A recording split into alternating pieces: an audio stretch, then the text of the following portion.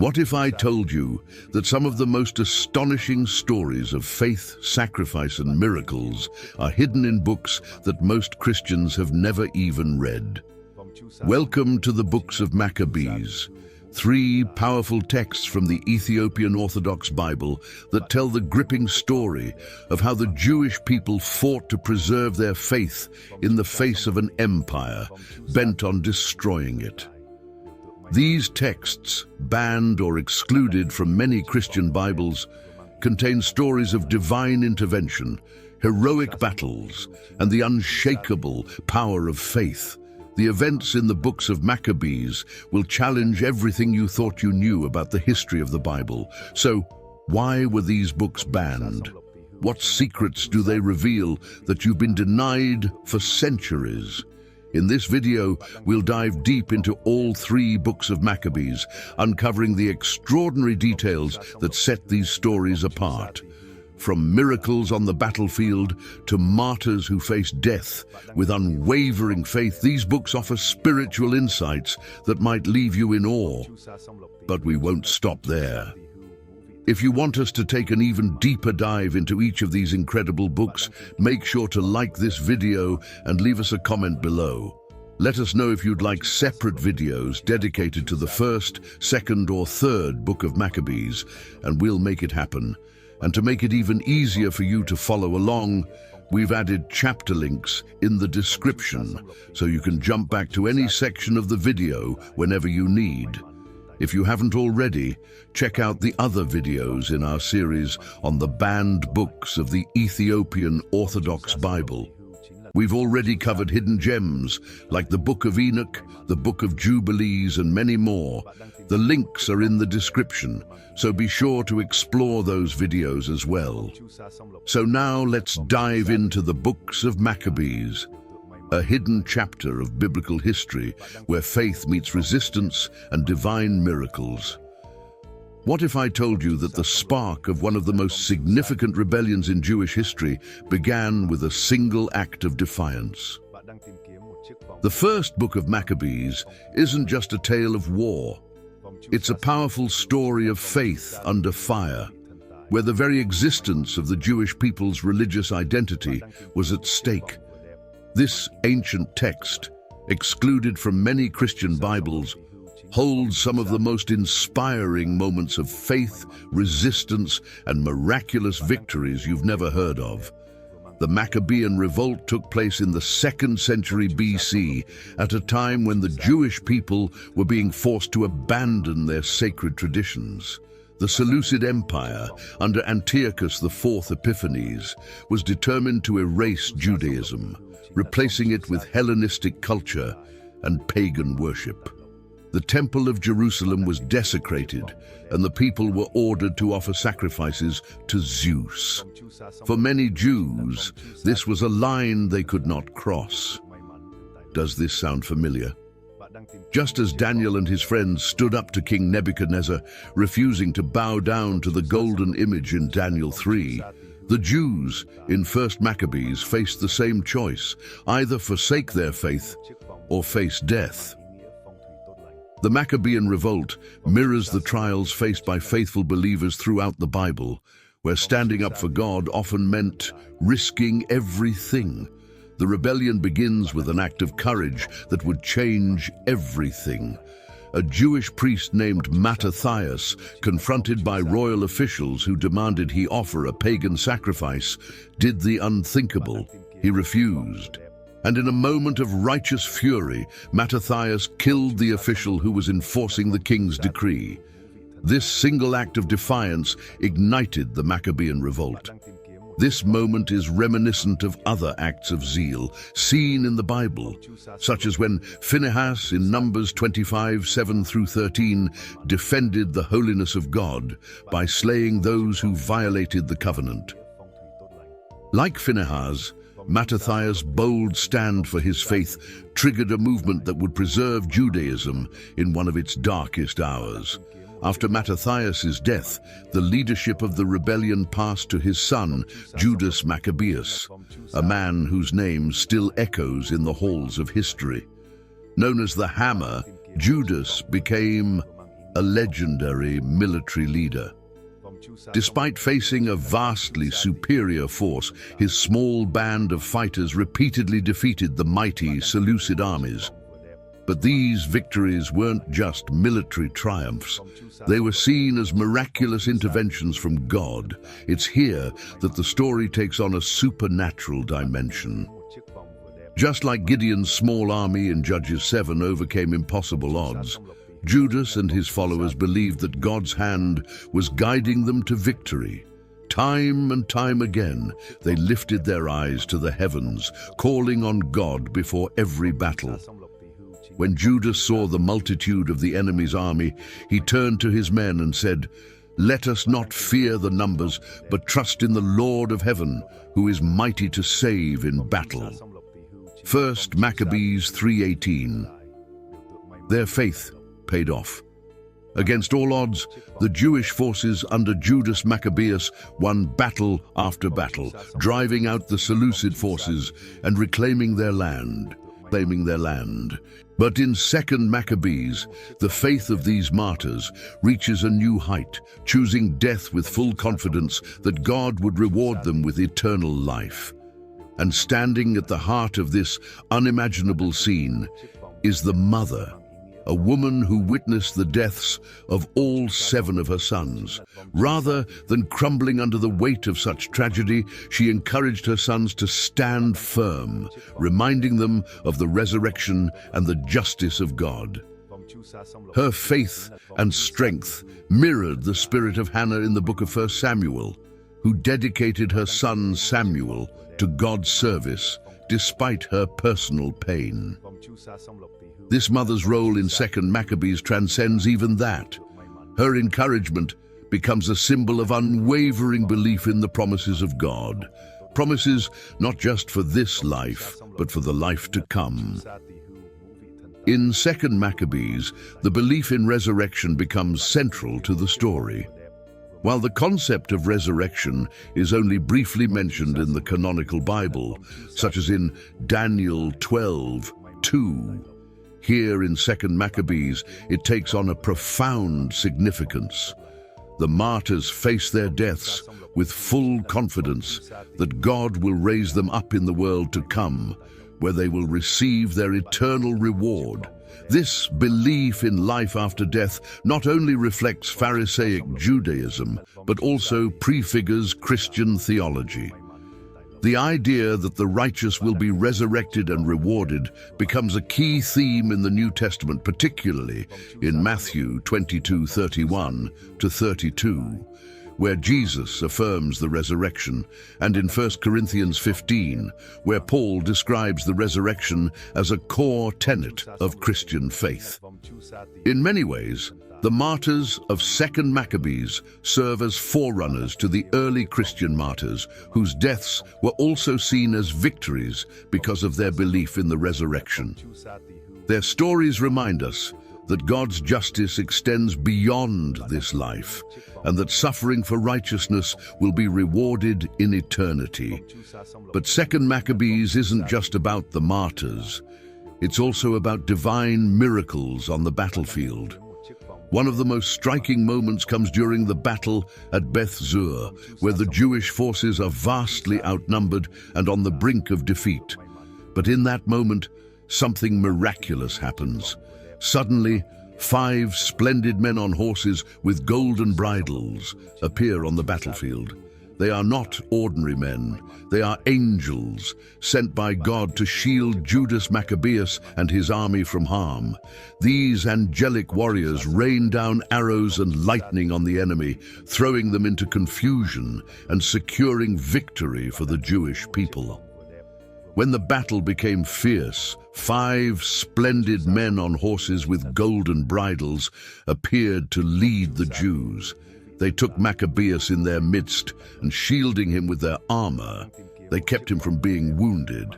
They showered arrows and lightning on the enemy, throwing them into confusion. 2 Maccabees 10:29-30. This scene echoes the angelic interventions seen throughout the Bible. like in 2 Kings 6:17, where the prophet Elisha's servant has his eyes open to see the heavenly armies surrounding them. These supernatural moments in 2 Maccabees remind us that God is never absent in our battles. His angelic forces are always ready to intervene when faith and righteousness are on the line. Another powerful moment of divine guidance comes when Judas Maccabeus receives a vision of the prophet Jeremiah, who hands him a golden sword and tells him to take it into battle. This sword isn't just a weapon, it's a symbol of God's assurance that Judas will be victorious. Jeremiah stretched out his right hand and gave Judas a golden sword, saying as he did so, "Take this holy sword, a gift from God, with which you will strike down your adversaries." 2 Maccabees 15:16. This vision gives Judas the confidence he needs to lead his forces into battle, knowing that God's favor is with him. It's a moment that echoes other biblical encounters with divine messengers, such as when Joshua meets the commander of the Lord's army in Joshua 5:13-15, assuring him that God is with Israel as they prepare to enter the promised land. 2 Maccabees is more than just a continuation of the Maccabean revolt. It's a powerful narrative that weaves together the themes of faith, divine intervention, and resurrection. The martyrs who gave their lives for the law of God did so with the belief that they would be vindicated in the afterlife. And the miraculous battles remind us that, even when outnumbered, those who stand with God never stand alone. The stories of 2 Maccabees deeply influenced early Christian thought, especially the connection between martyrdom and resurrection. The courage of these martyrs and the miracles on the battlefield inspire a faith that looks beyond the suffering of this world, trusting in God's ultimate justice. But as powerful as this book is, the story of the Maccabees doesn't end here. In 3 Maccabees, we see how God's protection extends beyond the battlefield, delivering his people from political oppression in ways you won't believe. The third book of Maccabees doesn't take place in the land of Israel.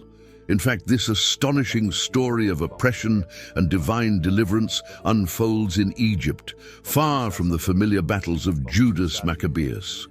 It's a book that reveals how God's power isn't bound by geography. He protects his people wherever they are, even in exile. And this time, the weapon of choice isn't the sword. It's faith and the miraculous intervention of God. While 1st and 2nd Maccabees focus on the Jewish struggle against the Seleucid Empire in Judea, 3rd Maccabees takes us into the heart of Ptolemaic Egypt, where the Jews face a new kind of persecution, not on the battlefield, but in the political arena. And just when things seem darkest, God steps in, and what happens next is nothing short of a miracle. The story begins with Ptolemy IV, the ruler of Egypt, attempting to force his way into the Temple of Jerusalem, fresh off a military victory against Antiochus III. Ptolemy wanted to enter the Holy of Holies, the most sacred part of the temple, reserved only for the Jewish high priest. His arrogance and disrespect for the Jewish faith would soon cost him dearly. As Ptolemy tried to enter the inner sanctum of the temple, God struck him with paralysis and blindness, preventing him from desecrating the holy place. Humiliated and enraged, Ptolemy returned to Egypt, where he plotted revenge, not just against the Jews in Judea, but against the Jewish population living in Egypt itself. Ptolemy's rage mirrors the same arrogance seen in rulers throughout the Bible. Think of Pharaoh, who hardened his heart against the Israelites, or Nebuchadnezzar, who demanded worship of his golden image. And like those kings, Ptolemy was about to learn that no earthly power can stand against the will of God. Once back in Egypt, Ptolemy IV ordered that all Jews in Egypt be rounded up, registered, and marked for execution. His plan was brutal. He intended to gather the Jewish population into the city of Alexandria and have them trampled to death by elephants in a public spectacle. The situation was dire, much like Pharaoh's decree to kill all the Hebrew male children in Exodus 1:22. Ptolemy's plan was designed to wipe out an entire people. The Jews of Egypt were facing total annihilation, simply because they refused to assimilate and abandon their faith. But as Ptolemy prepared his horrific plan, the Jewish people did something that would change everything. They turned to prayer and fasting. Instead of giving in to despair, they called upon the God of their ancestors, just as the Israelites did during their enslavement in Egypt. And just like in the days of Moses, God heard their cries. Prayer and fasting have always been powerful tools for invoking God's help in times of crisis. In the book of Esther, we see how Esther called for a 3-day fast before approaching the king to save the Jewish people from Haman's plot. Similarly, in 2 Chronicles 20, King Jehoshaphat called for a fast when Judah was facing invasion, and God delivered them from their enemies.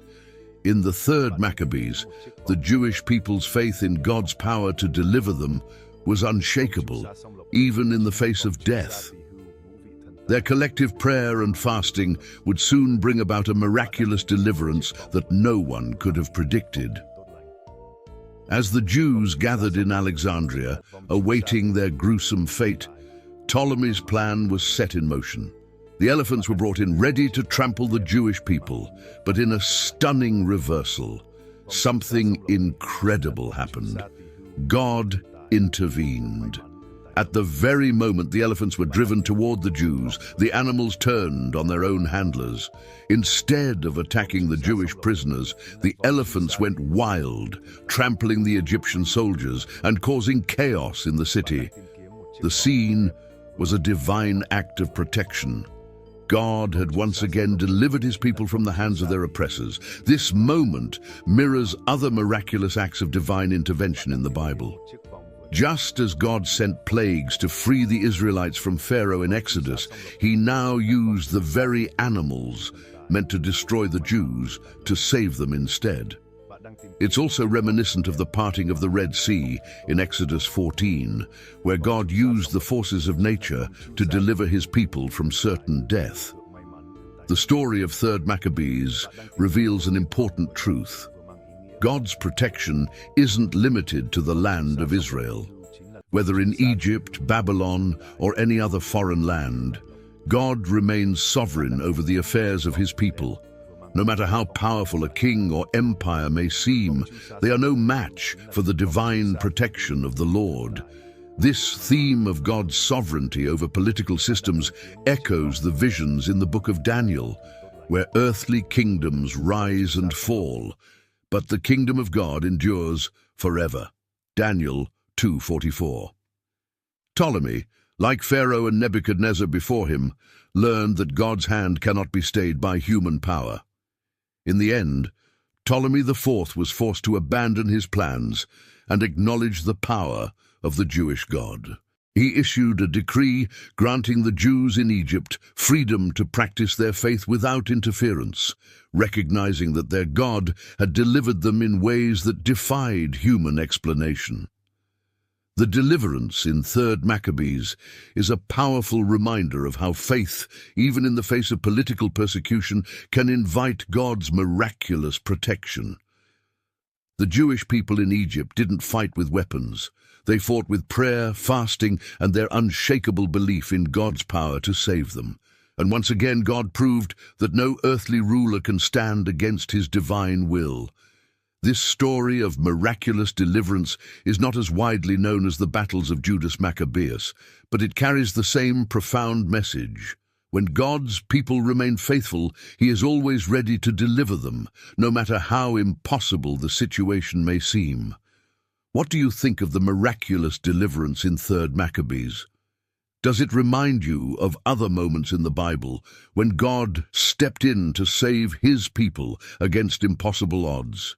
Let us know in the comments below, and if you're inspired by this story of faith, make sure to like and share this video with your friends.